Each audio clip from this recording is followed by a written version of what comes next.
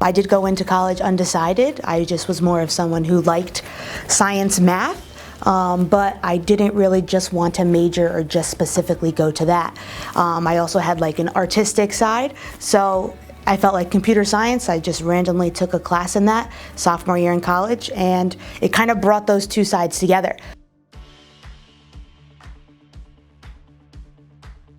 For teaching, I kind of took a long route there.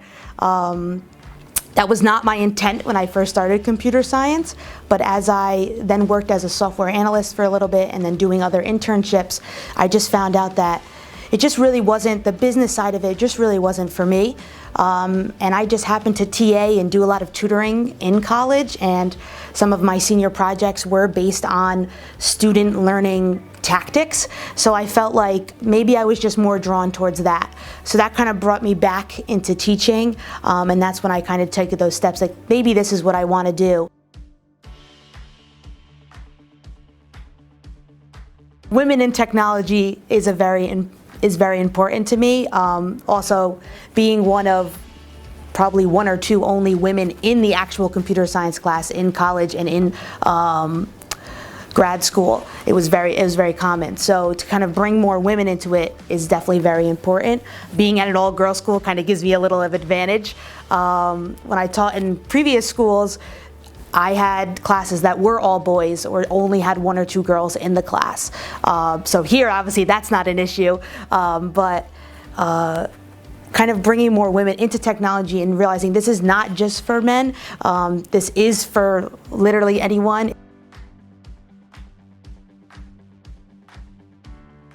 What drew me to Oak Knoll, again, was being an all-girls school and tying that in with technology. This is where I can bring girls more into tech, literally from the ground floor. I mean, there's no better place than from here. It's a nice, easy environment to get involved. Besides that, the school, I've just obviously heard good things. It had a good reputation, and the small class sizes just really seems like you can really be a part of something more.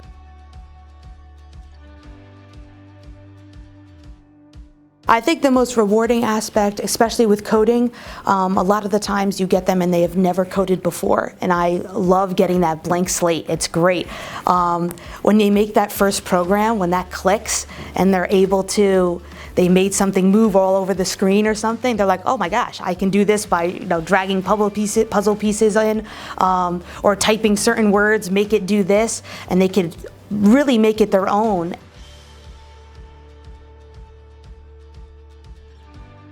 I think the most challenging aspect, especially in coding and technology, coding is done at very different paces. Some people finish a program in 5 minutes and some other people take 45. The way everyone thinks to get to the program is very different. So to cater to each person to kind of get to the same spot can be the challenge.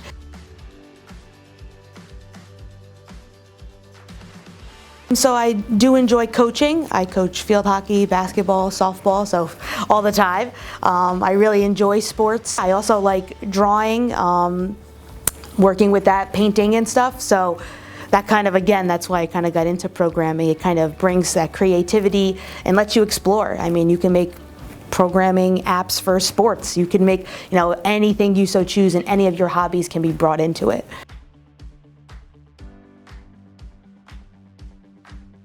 I do have a pet hedgehog, and most people like hearing that. So I have a pet hedgehog. His name is Quilliam, Quilly for short. Yeah, so he's cute.